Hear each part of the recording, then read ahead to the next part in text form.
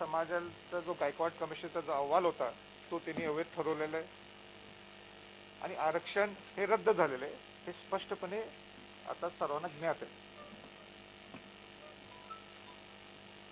आता आरक्षण रद्द झाल्यानंतर आपण नेमकं काय करायला पाहिलंय? मराठा समाज हा अस्वस्थ झालाय, दुखी झालाय. पण अस्वस्थ झालाय, दुखी झालाय म्हणून या कोविडच्या काळात किंबहुना नेहमी समाजाला विटीस धरून आंदोलन करायचं का? त्याच्यापेक्षा काय पर्याय निघतात? मग ही जबाबदारी राज्य सरकारची आहे, काही जबाबदारी केंद्र सरकारची आहे. हे अभ्यास करण्यासाठी मी बऱ्यापैकी महाराष्ट्रात जिथं जिथं मराठा समाज जास्त आहे किंबहुना जिथं अभ्यासक आहेत त्या लोकांशी माझी भेटीगाठीसाठी माझं सगळं नियोजन आहे. म्हणून काल पूर्वी नाशिकला होतो, मग कोल्हापूरला गेलो. कोल्हापूरमध्ये आनंदाची बाब आहे की 12 बलुतेदार, 18 पगड जाती, बहुजन समाज या सगळ्यांनी त्याला सपोर्ट केला. मग काल येत असताना सोलापूर, धाराशिव म्हणजे आपलं उस्मानाबाद करत लातूर आणि मग आज नांदेडला आलो. नांदेडवरनं आज जालना, संभाजीनगर, औरंगाबादला जाऊन पुण्याला जाणार आणि पुण्यावरून नाशिक करून मुंबईला पोहोचणार आहे. हे सगळं करत असताना मी मुख्यमंत्री उद्धवजी ठाकरेंची माझी चर्चा होणार आहे. विरोधी पक्षनेते देवेंद्र फडणवीस यांची माझी चर्चा होणार आहे. महाराष्ट्राचे ज्येष्ठ नेते शरद पवार साहेबांची सुद्धा माझी 27 तारखेला भेट आहे आणि अनेक कोण ज्येष्ठ व्यक्ती असतील त्यांना सुद्धा मी भेटण्याचा प्रयत्न करणार. हा विषय कुठल्या एका पक्षाचा किंवा एका गटाचा नाही आहे, हा एकंदरीत मराठा समाजाचा प्रश्न. दुसरं मी एक माहिती घेत होतो या सगळ्यांना भेटून की आपल्याला अनेक गोष्टी अशा आहेत महाराष्ट्रात जे मराठा समाजाला करू शकतात, ज्याला सर्वोच्च न्यायालयात किंवा तुम्हाला हायकोर्टाची परवानगी लागत नाही. मग त्या गोष्टी आपल्याला कशा मांडता येतील, कशा पद्धतीने प्रेशर टॅक्टिक्सनी किंवा दबाव ह्याच्यानी करता येईल, किंवा हे जर सरकार ऐकतच नसेल तर मग अन्यथा वेगळे मार्ग कुठले? पहिला सूर आमचा हाच आहे की चर्चा व्हायला पाहिजे, तिने ऐकायला पाहिजे. म्हणून ते 27 किंबहुना 28 तारखेला 2 पैकी 1 दिवस म्हणजे एवढे लोकांना भेटायचंय म्हणून 1 दिवस पुढे गेला तरी काही फरक पडत नाही. म्हणून बहुतेक माझ्या अंदाजे ते 28 तारखेला सुद्धा मीटिंग होण्याची शक्यता आहे, मीटिंग आहे, प्रेस होण्याची शक्यता आहे 27ला संध्याकाळी किंवा 28ला संध्याकाळी. तर मला वाटतं मी जनरली हे सगळं सविस्तर मी आता बोललोय. त्याच्या पलीकडे काय आपल्याला विचारायचं असेल तर आपण विचारू शकतो.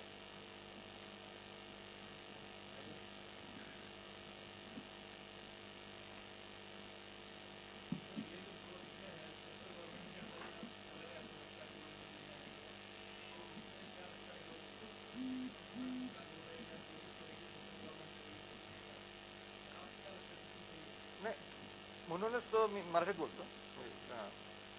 म्हणूनच तुम्ही विचार करायला लागलोय, कायदे तज्ञांशी बोलायला लागलोय. जर का हा कायदा रद्दच केलाय तर महाराष्ट्र सरकारकडे पर्याय काय राहील?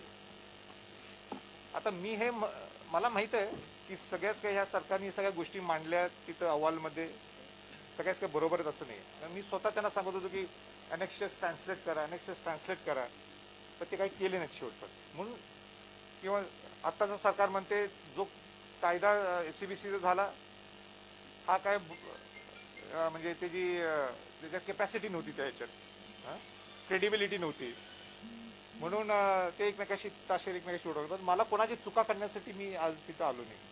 आपला पर्याय काय? जसं एक पर्याय तुम्ही जसं म्हटला केंद्राकडे, हो कायदे तज्ञ सांगून देत आपल्याला की मी अभ्यास करून मी तयार केलं की ह्या लोकांसाठी, त्यासाठीच मी भेटायला आलोय की आपल्याला यातनं मार्ग काय निघतो का. जर राज्य सरकारकडं हा एक मार्ग आहे तर दुसरा मार्ग केंद्र सरकारकडे आहे का? जसं 102 घटना दुरुस्ती, तिथं 102 घटना दुरुस्तीमध्ये पूर्णपणे पार्लमेंटने काय सांगितलं होतं की राज्याला अधिकार आहेत एससीबीसी फॉर्म करायला, पण कोर्टाने सांगितलं 2:3 नाही आहेत. आता त्यांनी पुनर्याचिका दाखल केलेली आहे. आता पुनर्याचिका दाखल केल्यानंतर ते कोर्ट मान्य करेल काय नाही, मान्य केलं तर पुढची स्ट्रॅटेजी आपली काय असायला पाहिजे. मान्यच केलं नाही तिने, तर मग पुढची स्ट्रॅटेजी काय असायला पाहिजे? या सगळ्या गोष्टी मी या सगळ्यांशी बोलायला लागलो आणि ते 9 तारखेला मी ओपन करेन. 9ला नाही, आपल्या 27 किंवा 28ला मी बोलेन. दोन वेळेस सुनावण्या झाल्या, दोन्ही वेळेस असं सांगितलं की राज्य शासन कमी पडलं, राज्य शासन कमी पडलं. काय मला वेळेस कमी पडलं असेल तर दुसऱ्या वेळेस म्हणून मला यांच्या गटतटाच्या पक्षी याच्यात मला पडायचंच नाहीये. मराठा समाजाला इतकंच माहित आहे की आम्हाला तुम्ही कशी मदत करता हे सांगा. तुमचे काय हेवे दावे तुम्ही ठेवत जावा ना. तुम्ही म्हणा या सरकारने, जसं मी म्हटलं वैयक्तिक माझं मत म्हटलं की अनेक्षच या सरकारने रोहितगी वकिलांचे जे होते की ह्या खालचा जो बॅक फोर्स होता त्यांनी ते अनेक्षच दिलेच नाही ट्रान्सलेट करून. मी एक नाही 10 अशोकराव चव्हाणांना सांगत होतो, पण शेवटपर्यंत ते अनेक्षच ट्रान्सलेट झालेच नाहीत. पण हे आता हे सगळे जुन्या इतिहास सांगण्यापेक्षा, माझं तुझं करण्यापेक्षा मार्ग काय काढता येईल हे सांगाल. मला वाईट वाटतंय की आजही सत्तेधारीतले लोक सुद्धा आणि विरोधी पक्षातले सुद्धा दोन्ही आताही मार्ग काय काढायचे हे बोलत नाहीत. हा चुकलाय, तो चुकलाय. हो. आणि चव्हाणांवरही बऱ्याच टीका झालेला आहे, तर तुमचं काय म्हणणं आहे? म्हणजे जे वकिलांना संपर्क करायचा होता, वारंवार जायचं होतं, ते एकदाही सुप्रीम कोर्टात त्यांनी हजेरी लावली नाही. आपणही काही आरोप केले होते दिल्लीमध्ये. नाही, मी सांगतो ना, मला वैयक्तिक कोणाच्यावर बोलायचं नाही. पहिलं जे मी कोणाला टीका केली नाही, मी नेहमी सूचना देत आलोय. मी अशोकराव चव्हाणांना सूचना दिल्या, पूर्वीच्या सरकारला जी समिती होती त्यांना सुद्धा मी सूचना देणं माझं काम आहे. आता ते इम्प्लिमेंट करणं नाही करणं तो त्यांचा प्रश्न. अनेक्षर त्यांनी ट्रान्सलेट केलंच नाही. अनेक्षर जर ट्रान्सलेट केलं असतं तर बरंच उपयोग झाला असता. आज क्वांटिफायबल डाटाच जो पाहिजे होता तो मिळाला नाहीये सर्वोच्च न्यायालयाला. हे मान्यच करायला पाहिजे. छोटीशी गोष्ट आहे, तेच विचारतो. समितीचे अध्यक्ष म्हणून त्यांचं लक्ष कमी पडलं असं वाटतं. समितीचा अध्यक्ष म्हणजे जो अध्यक्ष असतो त्यांची जबाबदारी आहे या छोट्या बारकाव्याकडे लक्ष देणं. आणि मी नेहमी सूचना करत. सूचना किती पाळल्या त्यांनी? नाही, मी कोण्या सूचना, माझ्या सूचना देणं आणि त्यांनी न पाळणं हे काय आपण, मी काय क्लासचा टीचर नाहीये मार्क्स द्यायला. ते तुम्ही ठरवायचंय, ते पत्रकारांनी ठरवायचंय की त्या 100 पैकी किती त्यांनी पाळलेत. पण माझं काम आहे सूचना द्यायचं, ते मी केलेलं आहे आणि ते मी ह्याच्या पुढेही करीत राहणार. आणि म्हणजे आज अशोकरावांच्यावर टार्गेट आहे तुमचं. बरं, काय म्हणणं काय म्हटलं?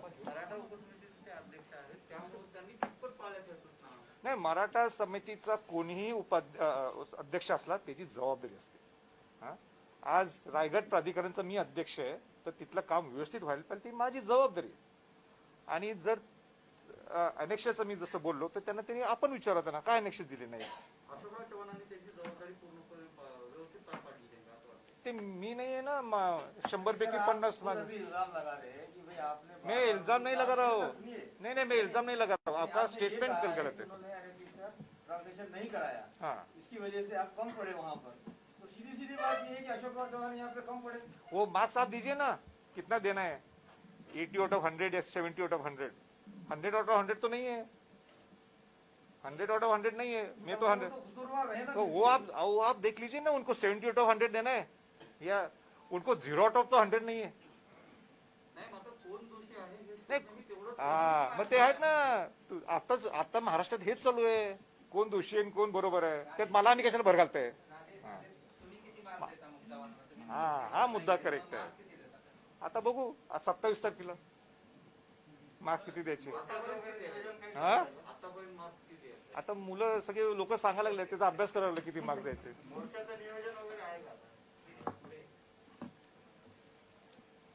अजून काही नियोजन केलेलं नाहीये, पण महामारी इतकी आहे कोरोनाची, अशा वेळी करणं हे महत्वाचं नाही. आपला जीव असला तर आपण आरक्षणाचा लढा देऊ शकतो.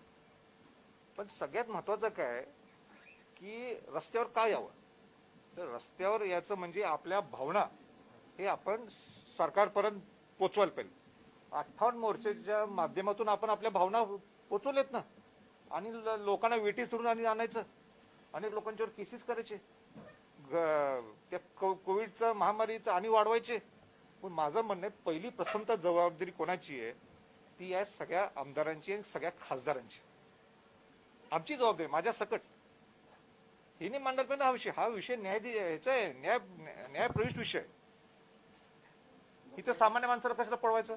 बर हा कुठं सामान्य माणसाची गरज आहे, जे मी आता मगाशी मीटिंगमध्ये बोललो, ज्या गोष्टी हातात आहेत सरकारच्या, म्हणजे उदाहरण कुठल्या सारथी असेल, तुमचे वसतिगृह देण्याचा विषय असेल, अण्णासाहेब आर्थिक महामंडळाचा विषय असेल, या सगळ्या गोष्टी, या सगळ्या अनेक आहेत गोष्टी ज्या आपण सरकारच्या हातात आहेत गोष्टी, नियुक्त्या असतील, तर या सगळ्या आणि बऱ्याच सगळ्या गोष्टी मी अजून बोलायचे ते मी 27 किंवा 28 बोलून सगळं तुम्हाला बोललो तर मला तिथे काय राहणारच नाही.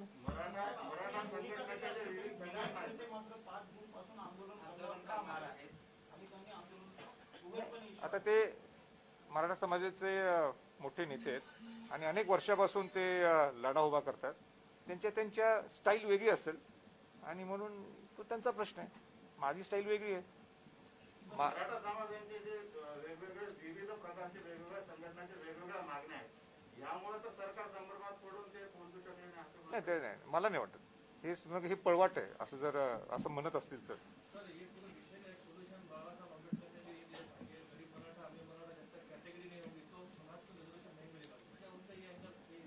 नहीं ऐसा कैटेगरी उन्होंने किया था, मुझे नहीं लगता. स्टेटमेंट किया था. तो अब मुझे आप वो मुझे आप डॉक्यूमेंट दीजिए तो उस हिसाब से मैं बोल सकता हूँ.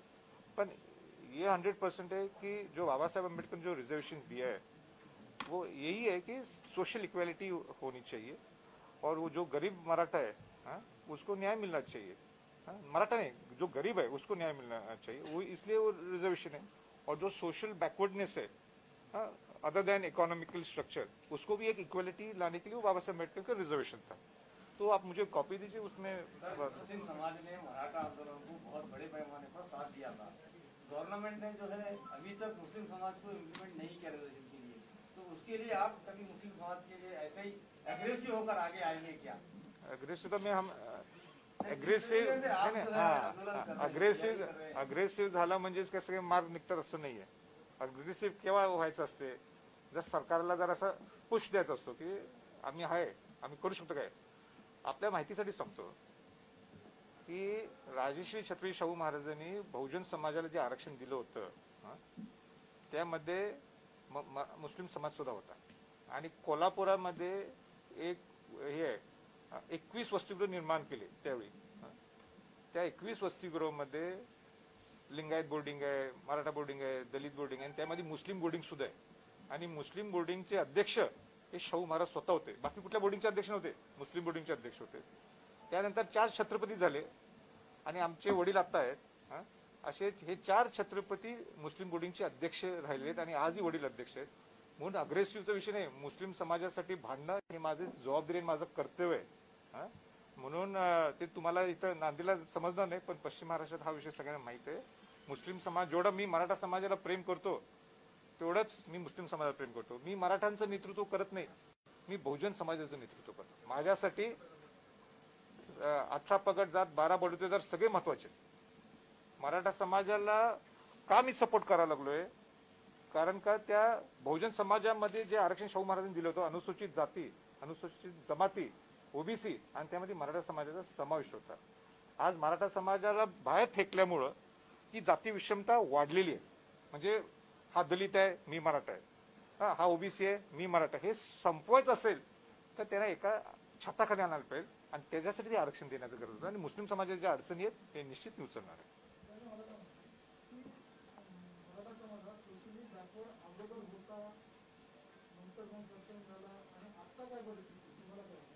नाही 1900 ब्रिटिश लोकांनी 1918 ते 1948 पर्यंत मराठा समाजाला ओबीसी मध्ये आरक्षण देत होते. त्याला म्हणत होते इंटरमिडिएट क्लास कम्युनिटी.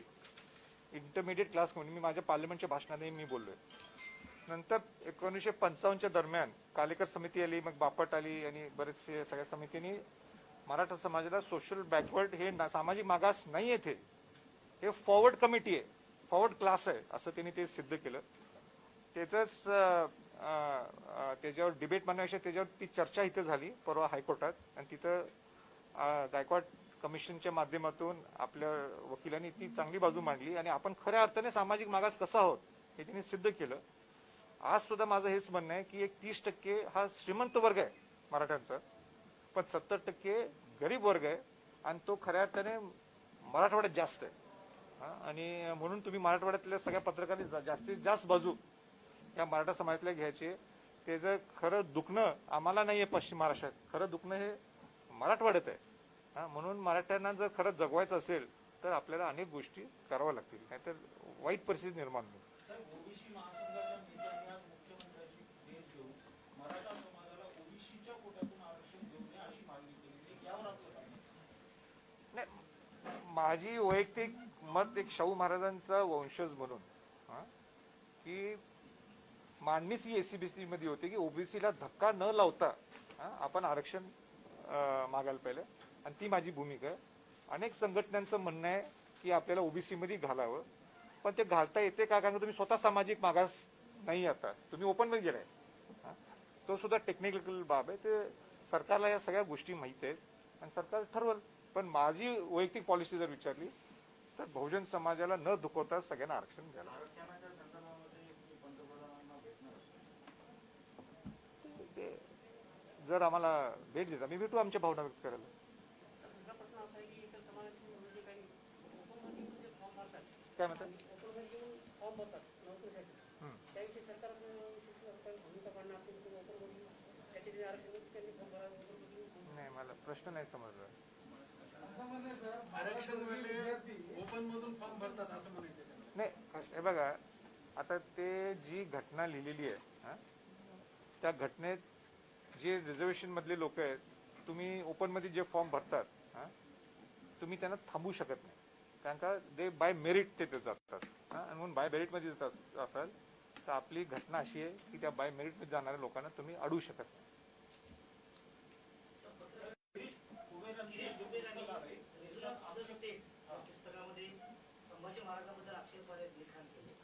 त्या माणसाला पहिलं म्हणजे महाराष्ट्रात फिरून चालत नाही. त्या माणसाचं जे पुस्तक आहे महाराष्ट्र सरकारने जबाबदारी घ्यायला पाहिजे की ते पुस्तक बॅन व्हायला पाहिजे. नुसतं महाराष्ट्रात नाही तर ते पूर्ण भारतात ते पुस्तक बॅन व्हायला पाहिजे आणि महाराष्ट्राने त्याचा धिक्कार करायला पाहिजे.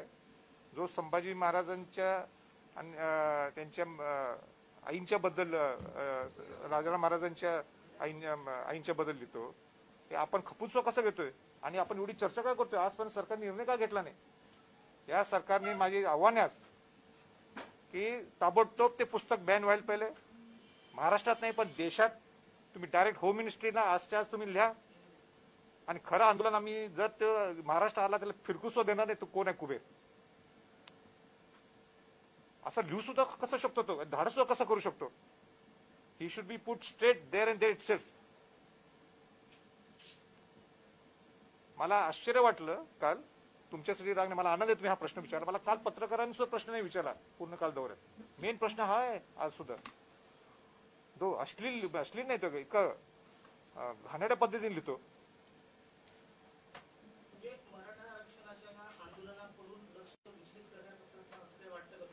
काय म्हटलं?